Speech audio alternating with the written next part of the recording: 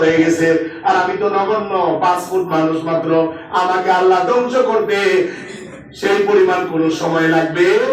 আল্লাহ রাব্বুল আলামিন বলেন, বান্দা তোমাদেরকে ধ্বংস করতে তো সময় লাগবে না। আমি যদি পুরা জগৎকেও যদি ধ্বংস করতে চাই, ইসরাফিলের একটা সিংহার ফুৎকারে আমি পুরা দুনিয়া সমান করতে সক্ষম। আল্লাহ রাব্বুল আলামিন বলেন, ফাইদা নুফিখা বিস-সূরি নাফকাতু ওয়াহিদা, যখন ইসরাফিল আলাইহিস সালাম একটা সিংহায় একটা ফুৎকার দিবেন, কয়টা? একটা। এক ফুৎকারে কি হবে?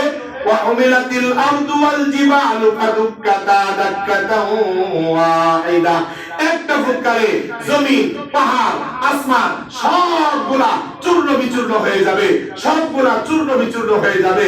ফায়াউমাইদি ওয়াকাতিল ওয়াকিআ, আল্লাহ রাব্বুল আলামিন বলেন, সেই দিন যা হওয়ার তা হবে, এটা বর্ণনা করে বোঝানো যাবে না। ওয়ান শাক্কাতিস সামাউ ফাহিয়া ইয়াউমাইদি ওয়াহিয়া, এই যে সুবিশাল আসমান, এগুলা বিদীর্ণ হয়ে যাবে, ফেটে যাবে, চুরমার হয়ে যাবে। ফায়াউমাইদি ওয়াহিয়া ওয়াল মালাকু আলা আরজাইহা, হাদিসের মধ্যে আসছে আল্লাহর আরশটা স্বাভাবিকভাবে 4 জন ফেরেশতা বহন করে। কয়জন? 4 জন। কিন্তু সেই দিন এত সংকটময় পরিস্থিতি হবে, এত ভয়াবহ পরিস্থিতি হবে, 4 ফেরেশতার জায়গায় আল্লাহ রাব্বুল আলামিন 8 জন ফেরেশতা নিয়োগ করবেন। কয়জন? 8 জন। বলে যে ফেরেশতা ছাড়া কি আরশ আল্লাহ তাআলা ধরে রাখতে পারে না? আরে এদের ভয়াবহতা বোঝানোর জন্য আল্লাহ তাআলা বলতেছেন যে আরশকে 4 জন ধরে রাখতে পারে। এখানে কয়জন নিয়োগ দিয়েছেন? 8 জন। 8 জন। ওয়ায়াহমিলু আরশা রাব্বিকা ফাওকাহুম ইয়াওমাইদিন সামানিয়া, ওই দিন 8 জন ফেরেশতা আরশ বহন করবে, আর যা আছে সবগুলা ধ্বংস হয়ে যাবে, ভূপাতিত হয়ে যাবে, তুলার মতো হয়ে যাবে, উড়তে থাকবে সবগুলা। অন্য জায়গায় লম্বা আলোচনা আছে। আল্লাহ রাব্বুল আলামিন বলেন, ওই দিন সবগুলা ধ্বংস করিয়া আমি যখন তোমাদেরকে উপস্থিত করব, দুনিয়াতে তুমি কি করো তোমার বাবা জানে না, মা জানে না, আমরা কি করি না করি একজনের হিসাব আরেকজনের কাছে নাই, একজন আরেকজনের কাছে ফেরেশতা ভালো। কিন্তু আল্লাহ রাব্বুল আলামিন বলেন, ওই দিন কিন্তু ইয়াউমা ইদিন তুরাদুনা লা তাখফা মিনকুম খাফিয়া, কিন্তু ওই দিন আল্লাহ রাব্বুল আলামিন সবগুলা বের করে দিবেন, কোনো গোপন থাকবে না, সবগুলা প্রকাশ করে দিবেন। 1-2 জনের সামনে নয়, পুরা দুনিয়াবাসীর সামনে আল্লাহ রাব্বুল আলামিন আমাদের জিন্দেগীর সমস্ত আমলনামা প্রকাশ করে দিবেন। আল্লাহ তাআলা আমাদেরকে হেফাজত করুন, সকলে বলেন আমিন। হাদিসের মধ্যে কিছু বর্ণনা পাওয়া যায়, আল্লাহ রাব্বুল আলামিন কিছু বান্দাদের বিচার গোপনে করবেন, কিছু বান্দাদের বিচার গোপনে করবেন। আল্লাহ ডাকবেন, এই বান্দা এই গুনাহগুলি করছো তুমি? বান্দা বলবে, হ্যাঁ আল্লাহ করছি। ওইটা করছো? করছি। ওইরকম করছি। আল্লাহ রাব্বুল আলামিন বলেন, বান্দা এই গুনাহগুলি তুমি করছো, আমি কিন্তু দুনিয়াতে তোমার এই গুনাহগুলি আমি ফাঁস করিনি, গোপন রাখছি। আমি আজকেও গোপন রাখলাম এবং আমি তোমাকে মাফ করিয়া জান্নাত দিয়েছি।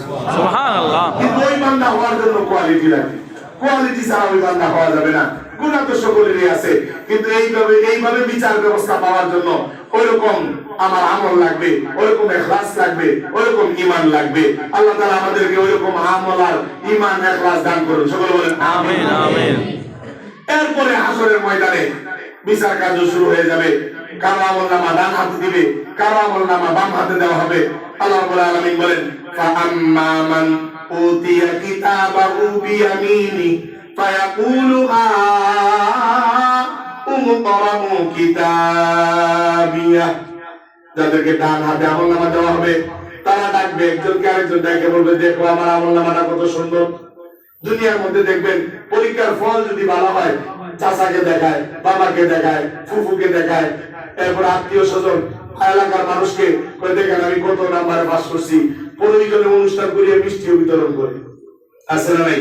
তো এই লোকটাকে যখন চিরস্থায়ী জান্নাত দিবে, তার আনন্দ তো আর রাখার মতো হবে না, তার আনন্দ ধরে রাখতে পারবে না।